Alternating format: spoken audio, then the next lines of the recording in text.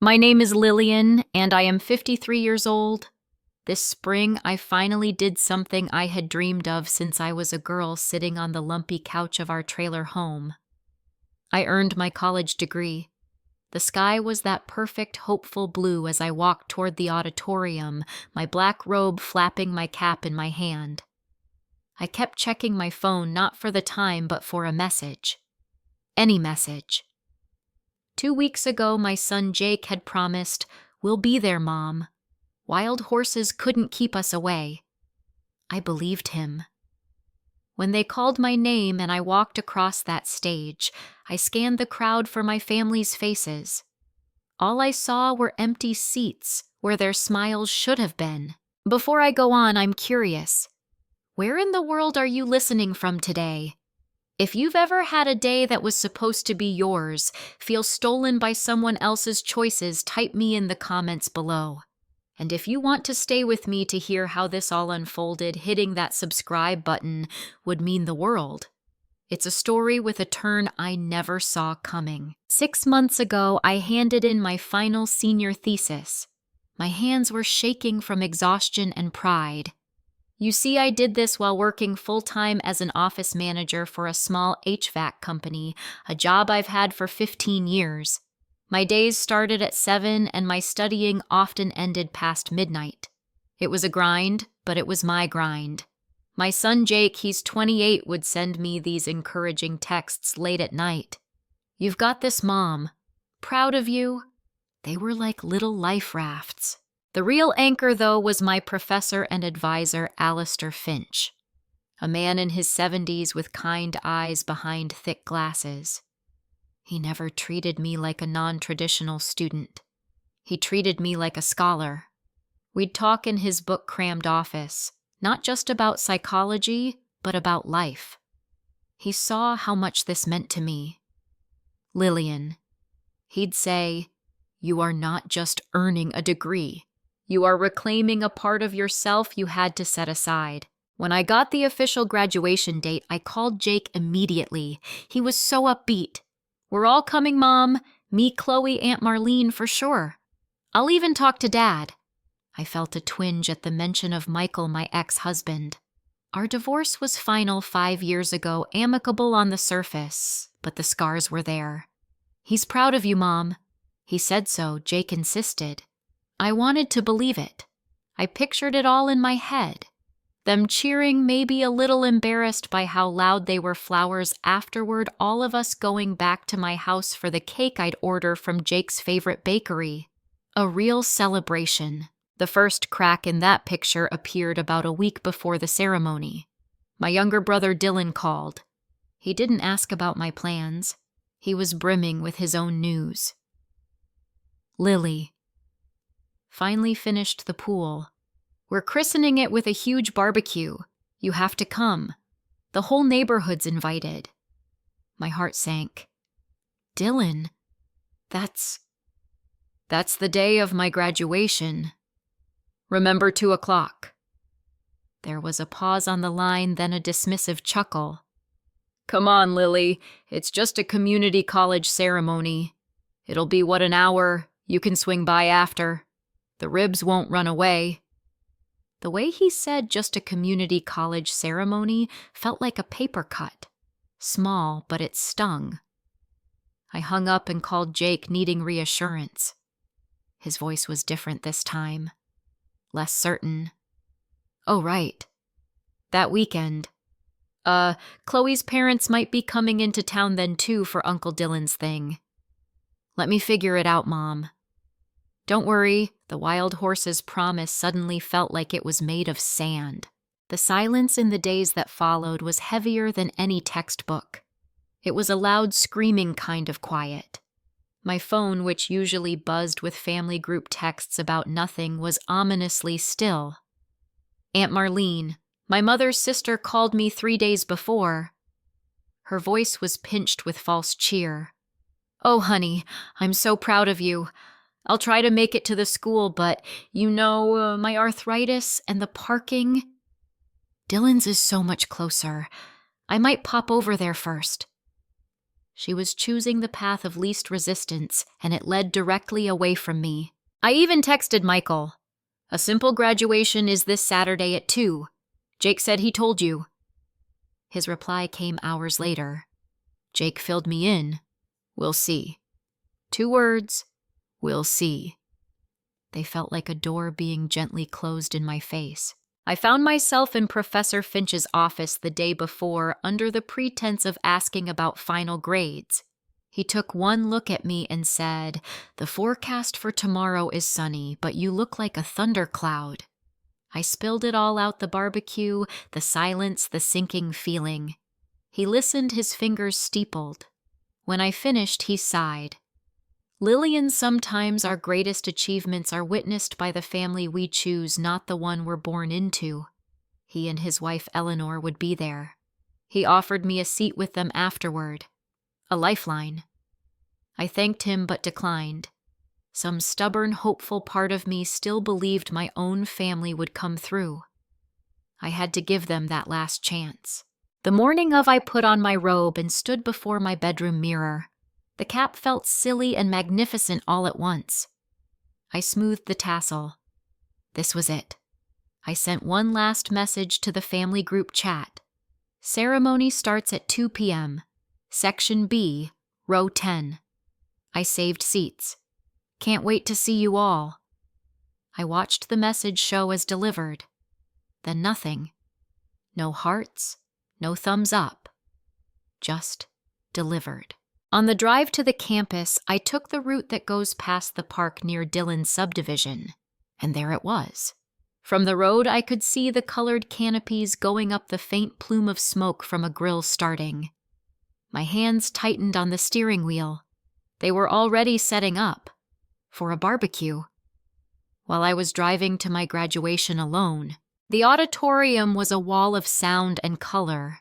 Everywhere I looked, there were families, beaming parents holding bouquets so big they hid toddlers, grandparents dabbing their eyes, siblings joking and taking selfies. The air buzzed with a collective pride. I found my seat in the student section, but my eyes were locked on Section B, row 10. 10 empty seats. I had imagined Jake and Chloe there, Aunt Marlene with her big hat, maybe even Michael looking awkward but present. I willed them to appear. As the processional music played and the faculty filed in, a group of people, a family I didn't know, approached the row. They looked at their tickets, then at the empty seats, and with a shrug, they sat down in the spots I had saved. That was the moment hope died. It wasn't a dramatic crash. It was a quiet deflation, like the last air leaving a balloon. I felt a physical ache, a hollowing out in my chest. The speeches began. A dean talked about perseverance. A student speaker talked about future dreams. Their words floated past me. All I could think about was the past. Me sitting in a cold bleacher for every one of Jake's baseball games, rain or shine. Me loaning Dylan $5,000 when his business was in a tight spot, money I never saw again. Me supporting Michael through his career change, putting my own dreams on hold. I had always showed up. Today, the one day that was unequivocally mine, the chairs were empty. Then it was time. Bachelor of Arts in Psychology. Lillian Marie Dawson. I stood on legs that felt like they belonged to someone else. I walked the aisle, climbed the steps to the stage. The applause was a generic wave of noise. I kept my gaze fixed on a point on the far back wall, afraid that if I searched the crowd again and saw nothing, I would stumble. I shook the president's hand, took the dummy diploma, forced a smile for the camera. As I walked down the steps on the other side, my eyes fell to the front row. And there they were. Professor Finch and Eleanor. They were clapping so hard, their old hands making a fierce, earnest sound. Eleanor gave me a radiant smile and a solid thumbs up.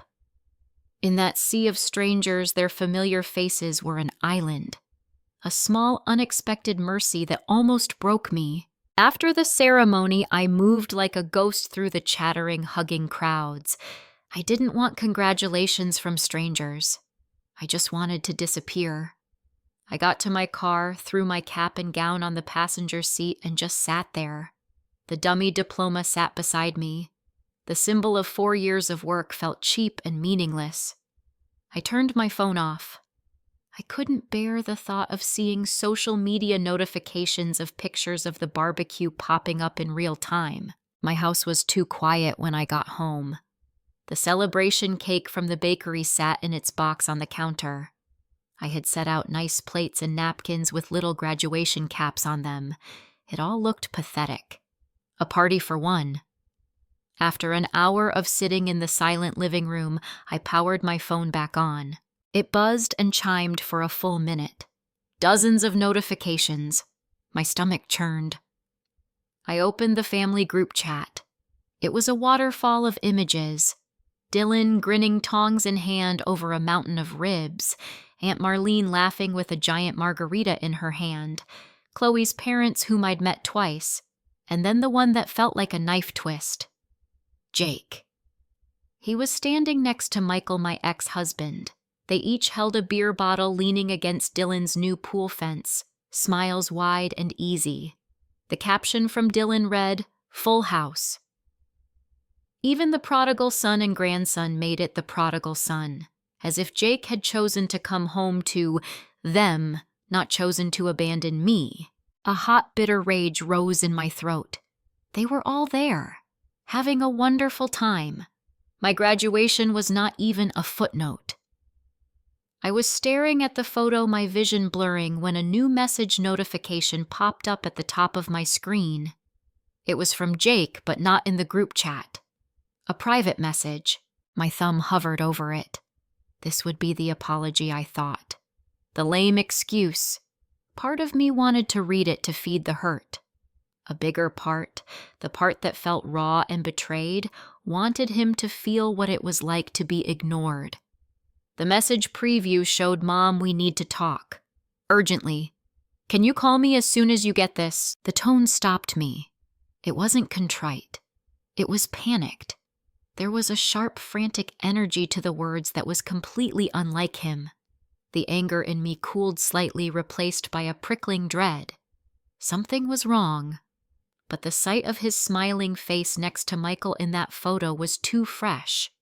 He made his choice. He could wait. I put the phone face down on the table and walked away. The phone rang. Jake's name flashed on the screen. I let it go to voicemail. It rang again. And again. On the fourth call, I listened to the voicemail he left. His voice was strained, almost breathless. "Mom, please. It's about the house. Dad and Uncle Dylan. They did something. You need to call me back. Please." The house. A cold confusion cut through my numbness. My house. The one I fought for in the divorce. The one I paid the mortgage on with my office manager's salary for years. Michael had no legal claim to it. None. A slow, sickening realization began to dawn. I remembered about a month ago Michael had come by. He said Jake and Chloe were finalizing their mortgage application for their first home, and the lender needed proof of family financial stability or some such nonsense. He had a few papers for me to sign. Just a formality, Lil, for Jake. I was tired, I was distracted with finals, and it was for my son. I signed where he pointed with his finger without reading a single line. I trusted him. My hands were ice cold as I dialed the number of the lawyer who had handled my divorce. It was late on a Saturday, but I left a frantic message. He called back within 20 minutes, a good man. I told him my fears. He said he'd pull the county property records remotely. The minutes stretched. When his voice came back on the line, it was grave. "Lillian, there's a new deed of trust recorded against the property 2 weeks ago. It's a loan. The lender is listed as Dylan Dawson Construction. The borrower's signature, it's yours. But the notary is one I don't recognize, and the signatory listed as attorney-in-fact is Michael." The room tilted. They had used my trust, my love for my son to steal from me. They had forged my name, notarized it fraudulently, and taken out a loan using my home, my only real asset, as collateral. For what? For Dylan's pool. For a failed business deal. I called Jake back. My voice was flat, a calm lake over a raging undercurrent. "Explain. Now," he broke down. The story tumbled out between sobs. Dylan was in deep. The pool was just the start. He had a speculative land deal that went sour, and he owed money to some very impatient people. Michael, always the fixer, always enabling Dylan, came up with the plan. They'd get a short-term loan using my house's equity, funnel it to Dylan to cover his debts and save his business and pay it back before I ever found out. They needed my signature. So they concocted the story about Jake's mortgage. Jake knew about it. They said it was just for a few weeks, Mom. They said you'd never even know. They said it was to help family. His voice cracked with shame. And today at the barbecue, these two men showed up. Not guests. They pulled Dylan and Dad aside. "I heard them talking. The money's gone. The deal collapsed. The loan is due and they can't pay it. They were going to lose your house." He took a shuddering breath. "They were all so busy planning this stupid barbecue, keeping you in the dark. They didn't think about what they were risking. They risked your home, Mom. And I went along with it. I should have been there for you today. I should have told you the second they asked me to keep quiet." I listened to his confession, and something inside me solidified. The grief, the betrayal, the rage, they all coalesced into a single sharp point action. "Do not warn them," I said, my voice eerily steady. "I am handling this."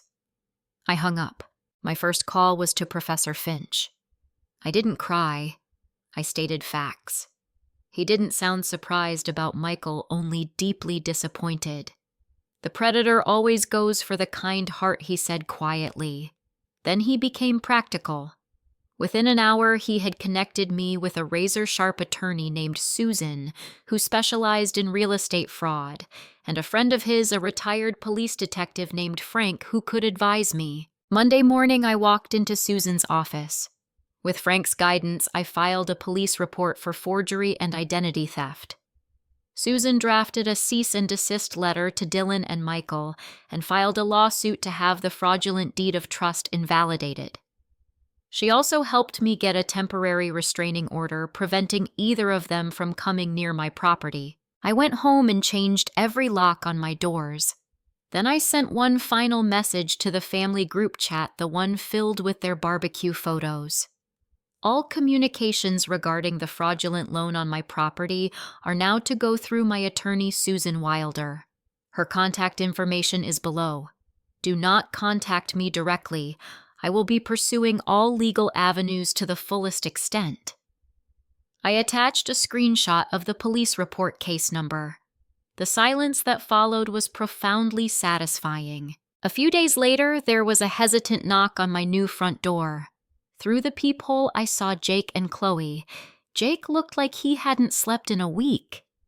Chloe held a bouquet of tulips. I opened the door but didn't step aside. "Mom."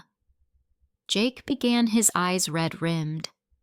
"I have no right to ask for anything, but I need you to know I've cut contact with Dad and Dylan, for now, maybe for good. What we did, what I allowed, it was unconscionable." Chloe spoke softly. "We are so sorry, Lillian. We were wrong." I looked at my son, this grown man crumbling on my doorstep. The anger was still there, a low ember, but so was the memory of the little boy who needed me. This was the consequence for him and for me. "You can come in," I said, my voice not quite warm, but not ice either. "But understand this. Trust isn't a switch. It's a bridge you burned. You will have to rebuild it one plank at a time. And you will support me fully and publicly in every legal step I take against your father and your uncle." He nodded, tears finally spilling over. "Yes, Anything. I stepped back. They came in. The box was still on the counter. I opened it, the sweet smell of vanilla buttercream filling the kitchen. I took out the cake knife. We might as well eat the graduation cake, I said. And for the first time that day, we shared a meal in my home. The legal process was slow, but it was a tide moving in my direction. The notary public was found to be a friend of Dylan's with a suspended license. The deed of trust was invalidated by the judge. The civil suit against Michael and Dylan was ongoing. I might never see the money, but I would see a judgment. The most important thing was my home was secure, free, and clear of their lies. In the months that followed, I began to heal. Not because of any grand forgiveness, but because I chose a new direction. Professor Finch and Eleanor became true friends. I joined them for dinners, met their circle people who talked about books and ideas, who asked about my job and listened to the answers. I used my new degree to get a promotion, moving from office manager to operations coordinator at a smaller, more progressive nonprofit. The work felt meaningful. I took a pottery class. I joined a book club that met at the local library. I planted a vegetable garden in my backyard, my hands in the dirt watching things grow slowly on their own schedule. My relationship with Jake and Chloe was cautious, a little fragile but real. He kept his word, providing a statement to my lawyer. We had dinner every other week. We talked about his work, Chloe's plans to go back to school, everything except the betrayal. That wound was still healing, but it wasn't infected anymore. So what did I learn at 53 after all of this? I learned about choice. My family chose the barbecue. They chose deceit. They chose their own convenience over my milestone. For years, I had chosen to prioritize them, to be the reliable one, the giver. Now I choose differently. I choose the family I found, the ones who showed up without being asked. I choose the peace of my own home, unburdened by obligation. I choose to love myself enough to set boundaries that are not walls but gates. I decide who gets the key. Forgiveness, that might come someday for my own peace. But I will never forget, and I will never again give them the opportunity to make that choice at my expense. The day I walked across that stage alone, I thought I had lost everything. But in the echoing silence of those empty chairs, I found something far more valuable, the unwavering voice of my own worth. And sometimes that's the only family you need to come home to. If this story resonated with you, I'd love to hear your thoughts. Have you ever had to set a hard boundary with family? How did you find your own worth in a difficult time? Share your experience in the comments below. Your story might help someone else feel less alone. If you found value in this journey, please give this video a like. It lets me know these conversations matter. And if you want to join me for more stories about finding strength later in life, consider subscribing and hitting that notification bell. Finally, if you know someone who needs to hear this message about choosing themselves, please share this video. Thank you for listening and for being part of this community. Remember, no matter where you are in your journey, your worth is non-negotiable. Be kind to yourselves.